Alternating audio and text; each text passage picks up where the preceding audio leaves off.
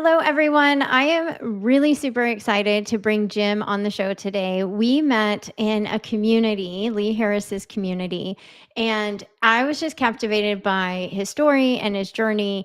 We hopped on a call, and if you know me, most of my calls don't don't end in like an hour or anything. But, just learning about the adversity that you've been through and the tragic loss that you've undergone and how you really took that into consideration in your next phase of your journey with your work.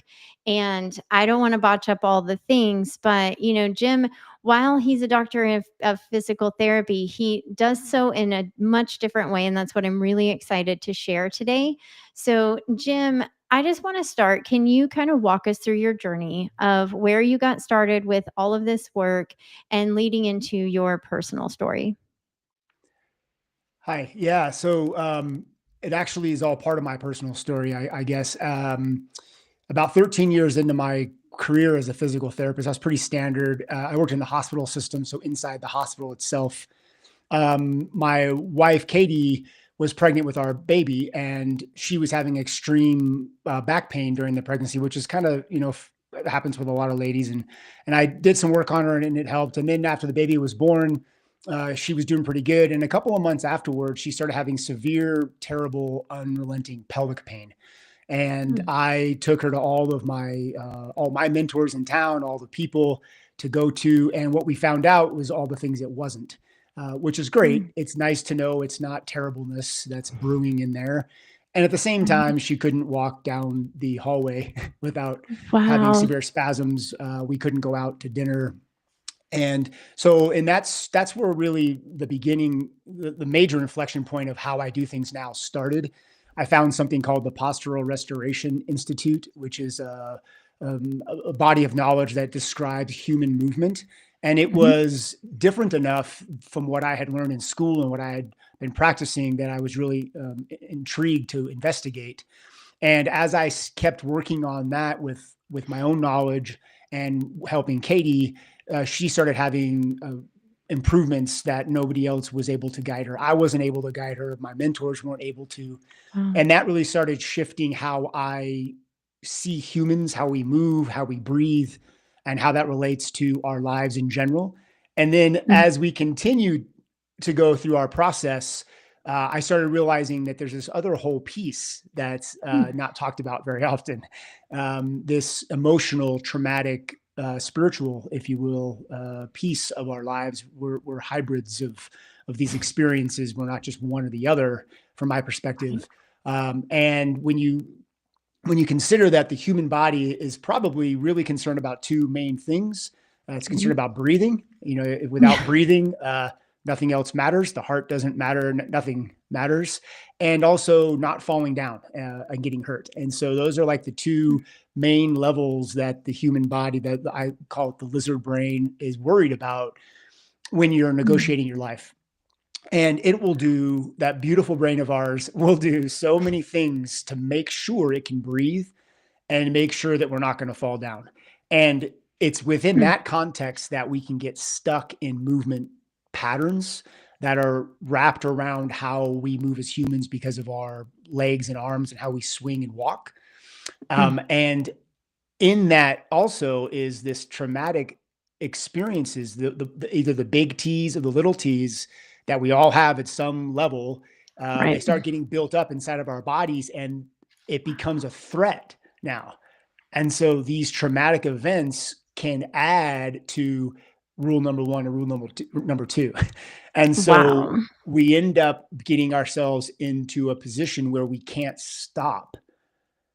Just that's it. We can't stop doing something, take a Wow. break, and do its Mhm. opposite. And so that's really Wow. how um, I look at humans, how I work with people. I ask them to stop and experience, actually, truly experience what they're doing. Even the parts of themselves they don't understand are happening, but they've pushed down or ignored for whatever wonderful reason their brain decided to do that for them. But now Mhm. it's time to stop and reflect. Wow. I think there's so much there, first of all. And just thinking about the stillness is so challenging for people. And I see this all the time. And I, know that and recognize that we've really grown to associate stillness with either not doing something that we should be doing, so non-productivity, and also, actually, if we take it back further, it really relates in our childhood to doing something wrong. And so when we start thinking about why we're so, avid about not going into stillness, but when you say that you help people look at their movement, what are you talking about? Can you give us an example of that?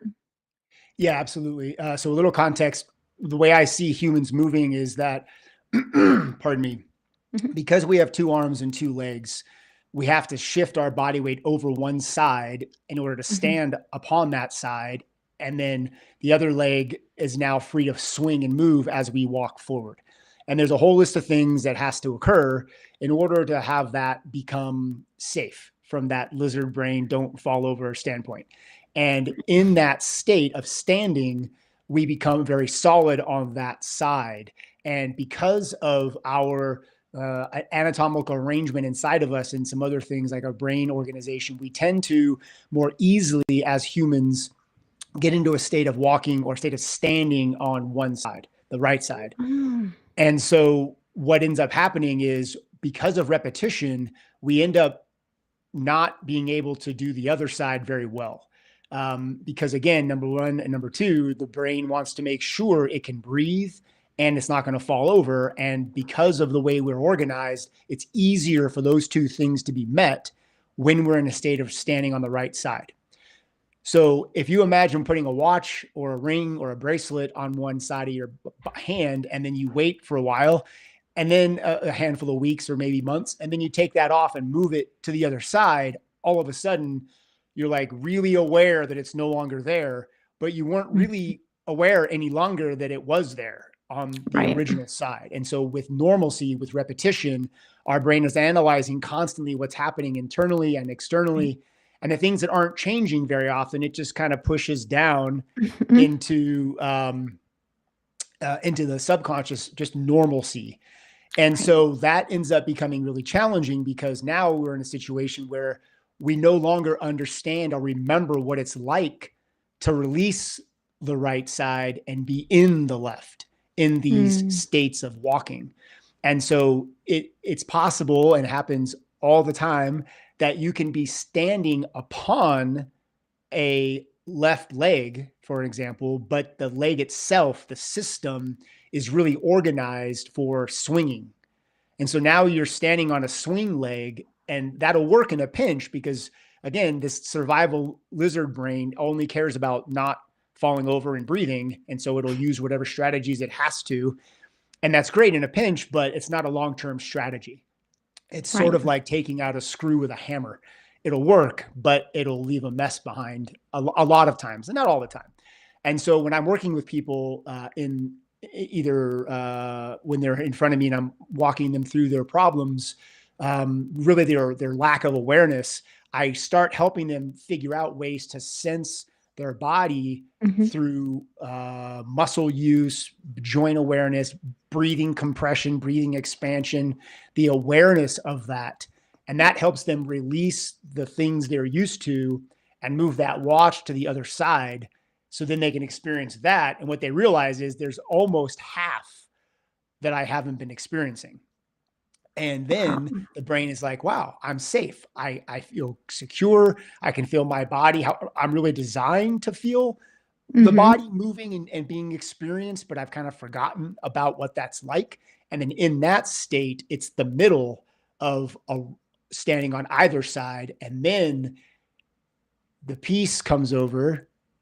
And then all of a sudden, now that the brain is no longer worrying about breathing or falling over, all those other things in our lives that we've been pushing down in order to survive, in order to stay active, to keep moving, to be productive. Like you mentioned, a lot of us have been trained that way.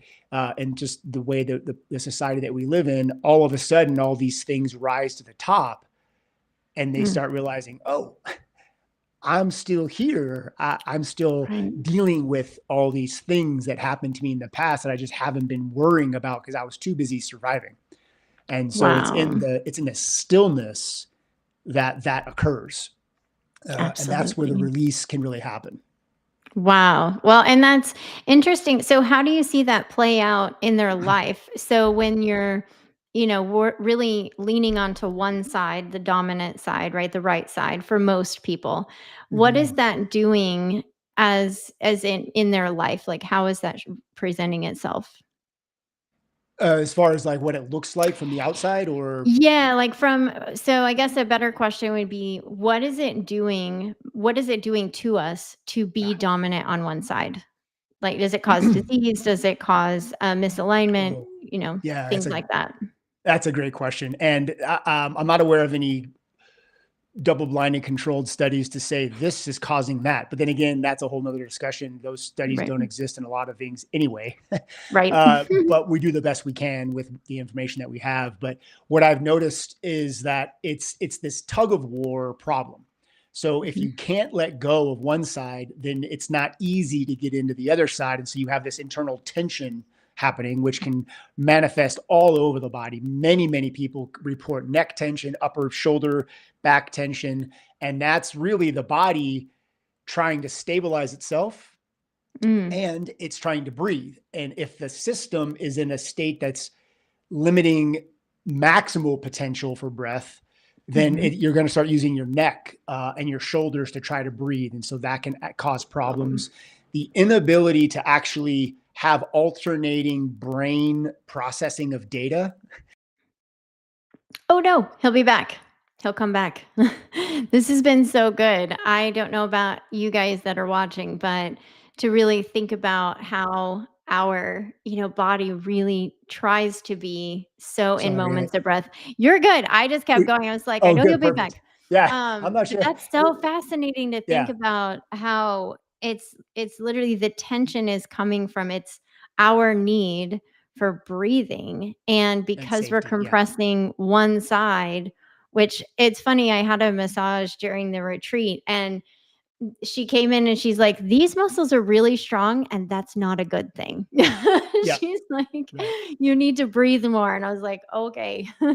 So anyways, so keep going. No, that's wonderful. I love that the it cut out right when that was helps me stay on track. So the basic thing is that each half of our brain is different, and it's processing data in general from the other half of the body. And so when that happens, there's a decrease in the ability for the information to go side to side, and that can cause is some research actually to show things like Parkinson's disease, other movement problems Mhm. can really be caused by the inability for your brain to alternate data back and forth. The processing of this information over a lifetime, which is why they recommend things like dancing and boxing, Mhm. because it has bilateral movements to try and shifting the body back and forth. And that helps get the brain to organize itself more. One of the best things you can do to stem off movement problems when you're older is by keeping moving. Yeah, right? Dancing is really great because it has all kinds of the music, the way it makes the brain process from a lot of different levels. Mhm. It helps really stimulate these things. But again, Wow. even though there's all these folks that are talking about balancing out the sides, and even ancient practices, pranayama practices of alternate nasal breathing, these Mhm. ancient folks, they knew that, and they were trying to figure out a way to balance out the brain using nasal flow. Hmm. There's this other thing that's really important to remember, that we don't realize that we're already dominant on one side. Right. And so if we're dominant on one side, even whatever that means, we can talk about that, but you have to train yourself asymmetrically to help balance that out. Mm. So if I'm constantly doing, I use a bicep curl as a really generic example. I can't do one set of 10 or whatever on one side and then do the exact same thing on the other, because they're totally different. And Right. that's the nuance that we have to work on, is how do we start stimulating the things that we aren't good at, and again, Mhm. most importantly, stopping the things that we're really good at. uh, Right. Oh my that's the gosh. biggest trick. That goes into everything, personal development, business development, all the things, because it's an Mhm. unlearning, relearning process consistently. And I think so it's really interesting to hear you saying all that. My brain is just spinning. And this is why I had you come on, is because, it's exciting to get to ask these questions. But when you're thinking about that too, um, how are you helping people do that? Like, that sounds like it must be super complicated, but yet I know it can't be, because if you're saying it's not. So Well, what does that even look like? I rely heavily on the techniques from the Postural Restoration Institute to begin this process, because they're Mhm, very, very good and skilled at helping unwind this. And then once the person I'm working with has an idea of what that feels like, then I move forward into a more movement flow activity sequence that helps keep it integrated. mhm, But the best thing to do in this, it's funny because it's both extremely complicated. You can get super crazy down into the weeds with all of these things, uh, or it's not that hard at all. right. So basically, you just lie down. So here we go. You get the system safe. So if it's true that the brain is wanting to breathe easy and it's wanting to be safe, then the first thing we have to do is get it safe. And so the best way to do that is to lie down on your back. Sometimes Mm, your feet on a wall, sometimes your feet on the ground, depending on what you're trying to get after. But mhm, the reason that's so important is now it gives you a lot of information of the body behind you. And so many mhm, of us forget about our back body. We're very front forward moving. We talked about that earlier mm, with the just keep moving, keep being productive, keep doing this stuff. And then as a kiddo, you might be trained a certain way. But our eyes are forward. We're not really paying attention to the back of us very much. And if you allow a regular breath just to come in, like if you were to just take a huge breath in, the whole system gets pulled forward and out. And so every mm, single breath we take, if it's not managed somehow, it just drags you forward. So we end up forgetting about the mm. back of us. So one of Wow. the best ways to start is to lie on your back and just breathe there. And then if we're talking about these states of walking on one side versus the other, we need to start trying to turn off the things that are related to the right stance and start accessing the things that are related to left. And in the Mm, briefest explanation, if one of the main components of a state of stance is compression, then we need to compress the opposite side. mm, And so, a very common movement, a piece of a movement, that the techniques from the Institute would be reaching with your right arm, mhm, because that helps to orient the trunk around to the left. It helps you compress the left side. And then you have to work on getting the air out and managing this new state of compression that you're not used to. And it doesn't feel very good. And it might make that rule number one a little bit all right, challenging, that's because about to now ask. all of a sudden you're not in your regular default pattern. You're in a new posture or position. Shape is probably a best way to say that. Shape of a rib cage. So when you take that breath and you don't allow opening on the left side, then the right side tries to open, but it's not good at it. It's not used to it. And so now we're back at rule number one. And so on top of these techniques that the Institute would recommend, I talk a lot about air hunger, slowing down your breath, getting used to just not breathing as much. And so if I could revamp what I said earlier, I think the best way to start would be to lie on your back, maybe put something between your knees, like a yoga block or something, Mhm, just to hold those inside muscles working a little bit, and just slow down your breath. Just mm. sigh to get the air out, like you heard a bad joke, uh, and notice, did I get tense? Did my lower back get tight? Did my neck get tight? Did I push my upper back into the ground when I did that? And these are all ways that the brain is trying to comply to get the air out, but it doesn't really understand what you're trying to do because of its habitualness. Right. And so you breathe slower, I guess. So the big thing is lay on your back, and breathe less. Right. Well, now it makes sense for anybody who questions the validity of breath work. Oh, There's so much that you can do for your body simply by the breath.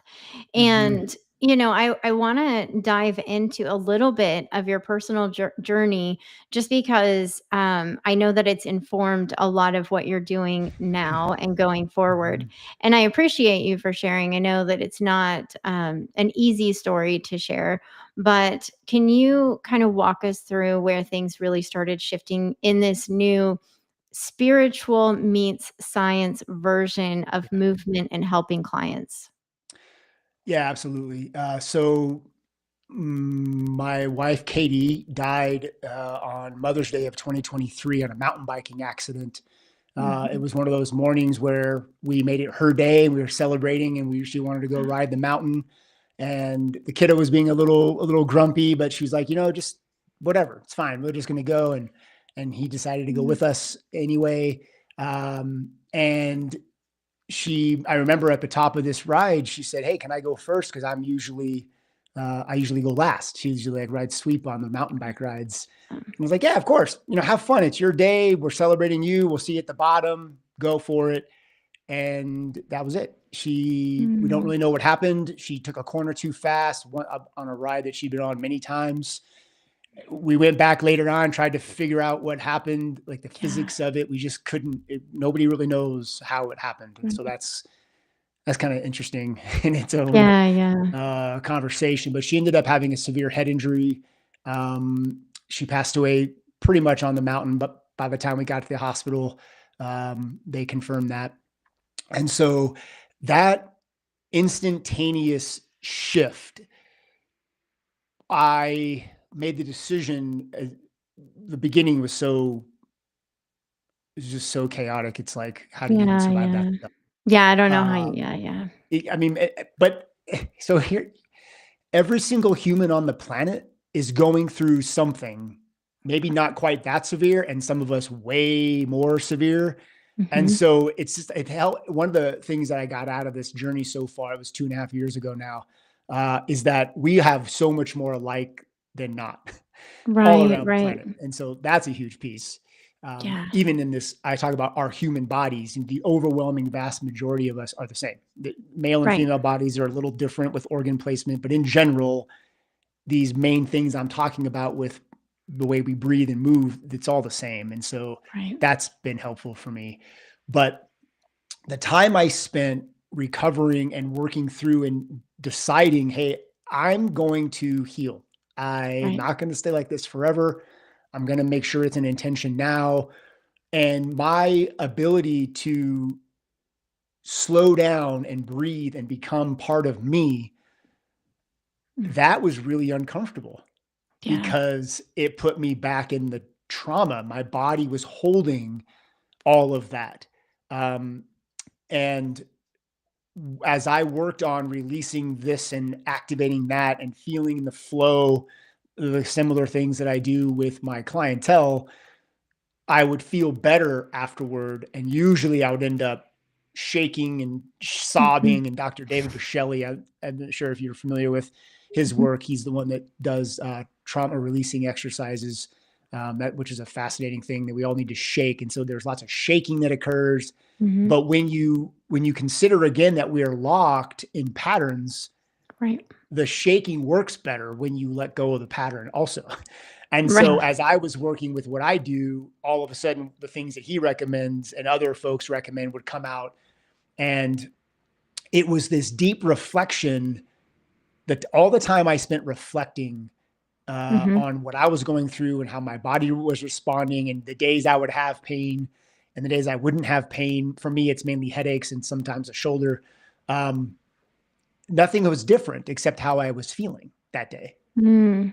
how much of the issues I was holding on to in my system. And so when I could go, Right. oh, the awareness that I built paying attention to my internal world bubbled over to other things. And so like I started being able to realize, oh, you're doing the thing you do right now. You're holding on to this and you're doing that. And I'm like, oh, and if I would allow that to let go, through some mindfulness and some breath and some alternating work, all of a Mhm. sudden the discomforts I was having would melt away. Um, and so that was a big piece of how that trauma helped me process and move forward. But even before that traumatic event, I remember vividly, I was, like I said, I had thankfully not too much anymore, but devastating headaches. And headaches are really tricky for a lot of reasons. Mhm. But one of the big things is this emotional component that a lot of Mhm. folks are having when they have headache problems. And it's, again, I would say at least pieces of that is this stuckness. The lizard brain Right. is keeping you traumatically braced because it's Right. reliving things that aren't even happening now, Right. but it hasn't learned how to let go. And I was having a terrible headache, and Katie actually was like, honey, I love you, and I can't help you though, and you know that. You know you have to Mhm. let this go. And I was like, ah! Aw. But I finally did, and I shook again, and I felt better that day. And then I started noticing more and more with the clients I work with. When I get them in this state, when I help them calm down, their pain melts away. They feel more grounded. They feel expanded. And then all of a sudden, the stuff Mhm. starts coming up. They start shaking and crying about things they Yeah. had no idea were even there anymore. Um, Yeah. so it's all connected for sure. Yeah, I think it's and it I see it all the time whenever we're in stillness. It's the hardest moment for us because that is Mhm. quite literally when everything comes forward. Yep. And that's why I always say people come to these different practices when they're ready, because I think that you almost have to be in a state of ready and the ability to move through it at your own pace and to know that it won't necessarily be super overwhelming necessarily. I think when Right. you're ready, you're ready. And that's something for anybody listening. They're like, oh my gosh, I never want to be, Yeah. it's actually very beneficial because then Yeah. the aftermath, I mean, to Oh. think that you went through losing your wife in a very traumatic way Mhm. and can be here today doing the work that you're doing. First of all, thank you. That's incredible. I don't know how anybody moves through that. So I just commend you for that work itself. And then the ability to share with others the potential and possibility of moving through something so hard, Mhm. especially as people today are dealing with so much hardship, so much uncertainty, just a lot of unsafe feelings. I Yeah. think that this work can really help them and in ways that they never would have expected. And so for you to stand here and to be able to be that pillar of light and that pillar of hope for the next person shows so much in you. So I just really want to pour Thank you. into you in that moment. Because it's hard. I'm not saying Mhm. it's easy. I've witnessed as my husband, he lost his first spouse to a very traumatic event, and so I don't know how anybody moves forward or moves through that energy, um, but I'm thankful for you in this moment, and, going back to what you were saying, it's like just even the situational awareness of our body and the ability to even recognize that we don't look back, or we're not going backwards, but the ability to slow the body down enough to be maybe right in the middle Mhm. and expand in and out.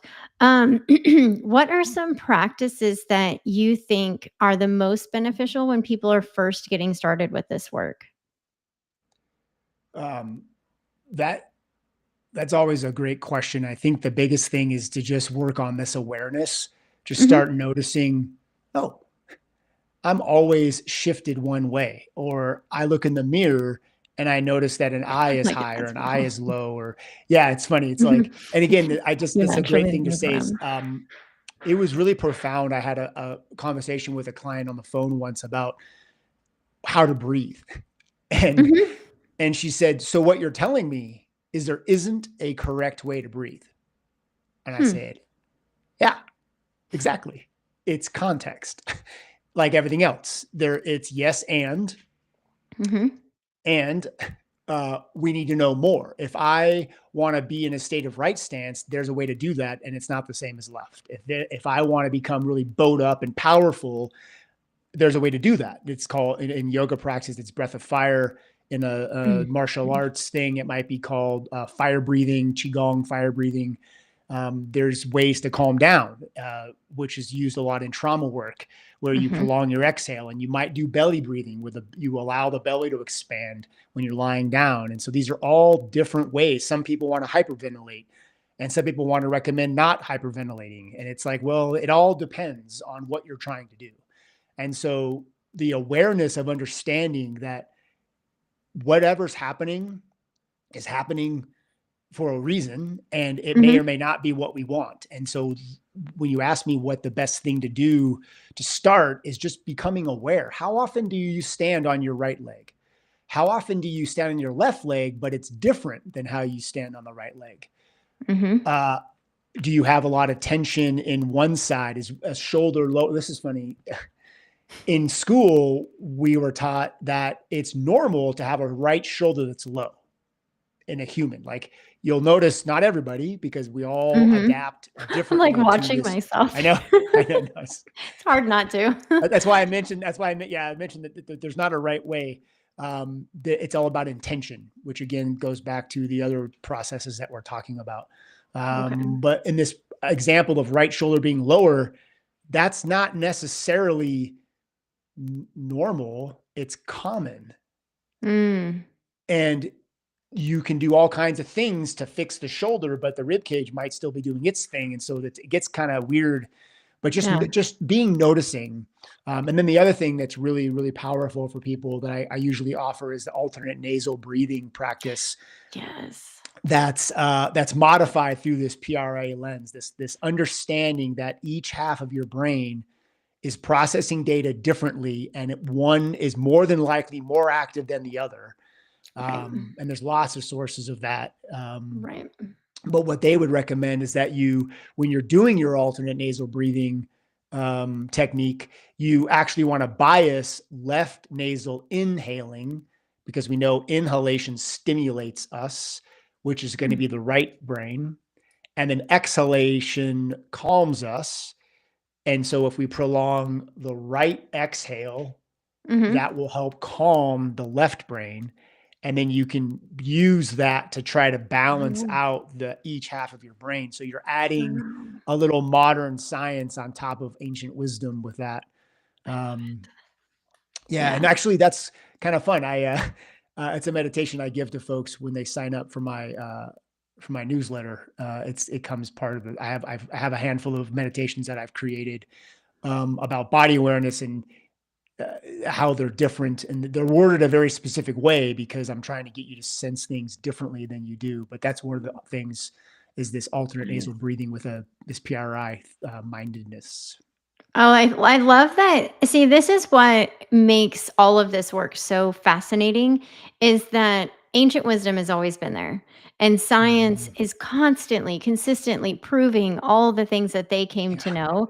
And totally. it's and to know the science behind it is really cool. It's like, oh yeah, no, if you do it this very specific way, you're going to help amplify this over here and actually feel better over here. Mhm. I think it's incredible. Well, and we'll make sure to get your information in the links in the comments below so that people know how to sign up for that. And if there's a way that they can just directly reach out to you, that would be awesome. Because I think meditations are so helpful. And I used to be very anti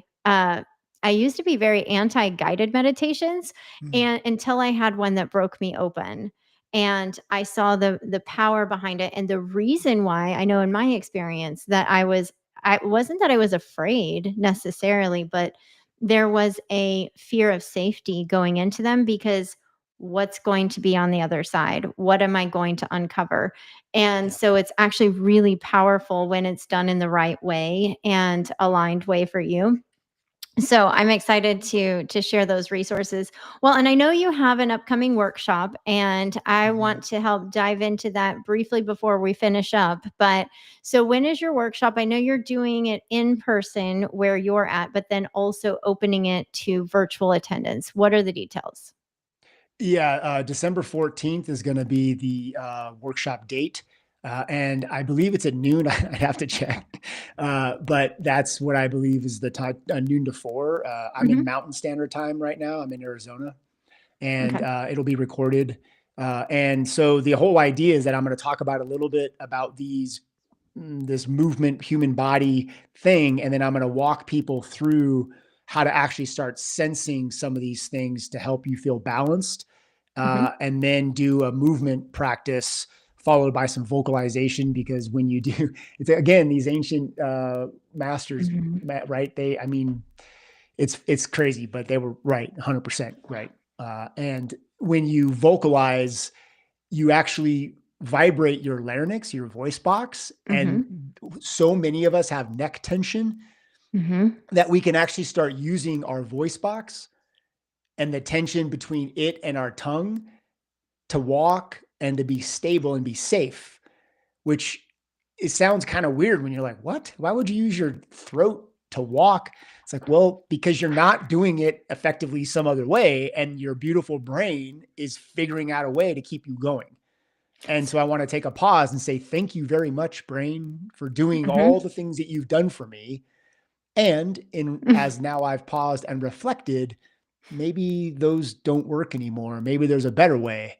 And again, that leads into a whole nother opportunity to reflect on thought patterns and identities and associations that we Yeah. use that were really awesome and important in our lives, but they might not be appropriate anymore. Yeah. And so you get this multiple pronged benefit from this work because you spend so much time being calm and feeling and going through a process of curious reflection Mhm. in the context of what your body's doing. But then all of a sudden it's like, oh, I can apply this To anything. all kinds of Yeah. things. Yeah. Yeah. Yeah, it works out. So, I mean, that's the biggest thing that I've noticed is the more inquisitive we are, the Mhm. better our lived experience becomes because 100%. we quite literally live our life so fast forward as you said, and the moment that we slow down long enough to pay attention, it's the way that my life has changed in just asking questions. And I can go all down like the whys of why we don't ask questions, all that, but the Mhm. important thing is that we can start it now, and that's one of the benefits of having somebody like you to be able to walk and guide them through that process, because in the beginning it can feel a little bit much, or you might not know exactly what to do, but if you have the right person in your team, you can do those things really well. So I'm really Mhm. grateful that you have come on here. What's the best way for people to connect with you? Yeah. So actually, my website, jimwittekind.com, Hmm. is the easiest thing. I have a YouTube channel that's also Jim Wittekind that I have content on. I'm constantly putting more stuff on this, different ideas on how to break through these concepts. And that's really the best way is jimwittekind.com. Everything that you can get a hold of through me, of my work, is all going to be through that. Yeah, that's amazing. And I always ask this of every guest. If you were to leave one piece of wisdom that you hope people carry from this Mm. conversation, what would that be? Ooh, Mm. I really didn't expect that at this moment. Oh. It's going to be okay, Mm. no matter what. In all the heinousness that we can go through, it's going to be all right. Um, Yeah. and that's probably it. It shook Wow. me. No, sorry. That's I okay. didn't mean No, it's perfect. I to. didn't, Yeah. that Yeah. came from other Yeah. somewhere else. Well, and that's the thing is like that's the realness of our experience. And I can't tell you how many people have said on the other side of this have done the same thing. And they're like, always, I didn't realize it would be in this moment that I would Mhm. have this emotional response. And again, that's our human experience. And Yeah. I just appreciate the vulnerability. And I appreciate your time. I will make sure that everyone has all of the information, and I just appreciate you being here today as well as everyone else. I'll make sure to go in and make all the comments and everything.